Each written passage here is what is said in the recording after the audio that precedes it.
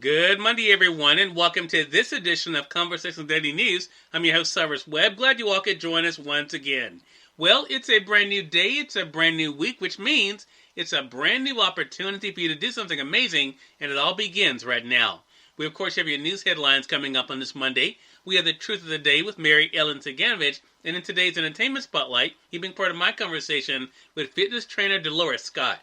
Enjoy today's broadcast. For Conversations Daily News, I'm Cyrus Webb with your Monday headlines and national news. With new aid, schools seek solutions to problems new and old. With a massive infusion of federal aid coming their way, schools across the United States are weighing how to use the windfall to ease the harm of the pandemic and to tackle problems that existed long before the coronavirus. The assistance that was approved last month totals $123 billion, a staggering sum that will offer some districts several times the amount of federal education funding they receive in a single year. The aid will help schools reopen and expand summer programs to help students catch up on learning. It also offers a chance to pursue programs that have long been seen as too expensive, such as intensive tutoring, mental health services, and major curriculum upgrades. This feels like a once-in-a-generation opportunity for us to be able to make critical investments, said Nathan Cooter, Chief Financial Officer of Boston Public Schools, which is expecting $275 million. But the spending decisions carry high stakes. If important needs are overlooked, or if the money does not bring tangible improvements, schools could face blowback from their communities and from politicians who influence their funding.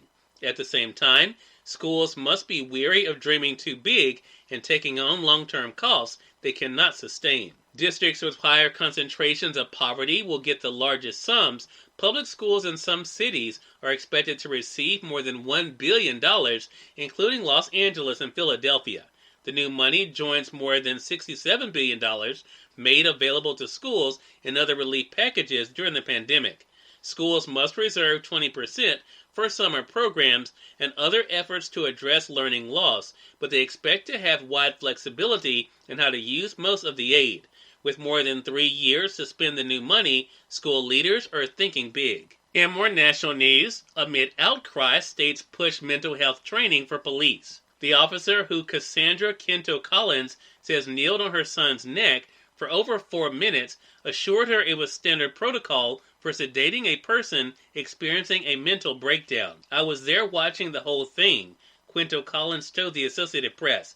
"I just trusted that they knew what they were doing." Angela Quinto's sister had called 911 for helping calm him down during an episode of paranoia on December 23rd. His family says Quinto didn't resist the Antioch, California police, one who pushed his knee on the back of his neck and another who restrained his legs, and the only noise he made was when he twice cried out, "Please don't kill me." The officer replied, "We're not going to kill you," the family said. Police denied putting pressure on his neck. 3 days later, the 30-year-old Navy veteran and Filipino immigrant died at a hospital. It is the latest stark example of the perils of policing people with mental health issues. In response to several high-profile deaths of people with mental health issues in police custody, lawmakers in at least 8 states are introducing legislation to change how law enforcement agencies respond to those in crisis. In more national news, vaccine passports are latest flashpoint in COVID politics. Vaccine passports being developed to verify COVID-19 immunization status have become the latest flashpoint in America's perpetual political wars, with Republicans portraying them as a heavy-handed intrusion into personal freedom and private health choices. They currently exist in only one state, a limited government partnership in New York with a private company, but that hasn't stopped GOP lawmakers in a handful of states from rushing out legislative proposals to ban their use. The argument over whether passports are a sensible response to the pandemic or governmental overreach echoes the bitter disputes over the past year about masks, shutdown orders, and even the vaccines themselves. In entertainment news, rapper DMX on life support after heart attack, says his attorney and family.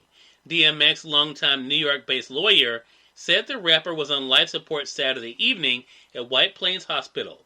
He had a heart attack. He's quite ill, the attorney said. The attorney said he could not confirm reports that DMX 50 overdosed on drugs and was not sure what caused the heart attack. And finally, in more entertainment news, Godzilla vs. Kong stumps the pandemic best $48.5 million opening. With the help of a few old friends, the box office rekindled some of its old might over the weekend. Godzilla vs. Kong scored easily the best opening of the pandemic with an estimated $48.5 million since opening on Wednesday, even as it was simultaneously streaming at home. The Monster Mash from Warner Brothers and Legendary Entertainment was the widest domestic release in the past year, playing in more than 3,000 theaters. Cyrus Webb, Conversations Daily News. It's now time for the Truth of the Day with Mary Ellen Ciganovich. Mary Ellen, take it away. Hi, this is Mary Ellen with your Truth of the Day. Explore fresh ways of observing your world. You may want to begin by finding ways to grow spiritually, or you may want to take chances and seize opportunities for fun. Either way, with a strong sense of confidence and security in your abilities, you can feel both motivated and assertive. You become willing to expand your horizons. Your basic needs are taken care of, so it becomes easier to contemplate integrating other desires into your life. Your world can grow because you have created a good foundation, and it is solid. If you do not have this good foundation yet, begin rebuilding your foundation. Guidance from others that you see as successful. There are always successful people willing to mentor to others. You may have to ask more than once. Just be polite and understand that all successful people are very busy. Today, be ready to branch out into unfamiliar territory as new challenges and opportunities emerge.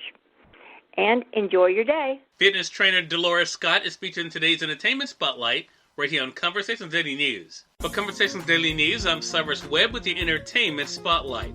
Fitness trainer Deloris Scott joined me recently on Conversations Live, the radio show, to talk about what it's been like for her to do work that she loves and to be able to make a difference in the lives of others. Here's a bit of our conversation. I want to begin with the satisfaction. I mean, as I said, all of us have a gift. All of us have something that we love to do, that we love to share.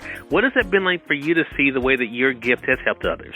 It's been fantastic. I started this journey to fitness about 20 years ago and was having some health issues and was overweight and decided that I had to do something about it. And I started gradually walking and just changing my lifestyle. And now that people saw me along the way, and now I have the privilege to train women who are frustrated for some reason or another with where they are. And as a matter of fact, I just had a meeting with a lady yesterday who was interested in me training her, and we talked about, she just doesn't have the time. And I said, do you have time to go to the doctor when it's time for you to go? She said, yes. I said, it's the same difference.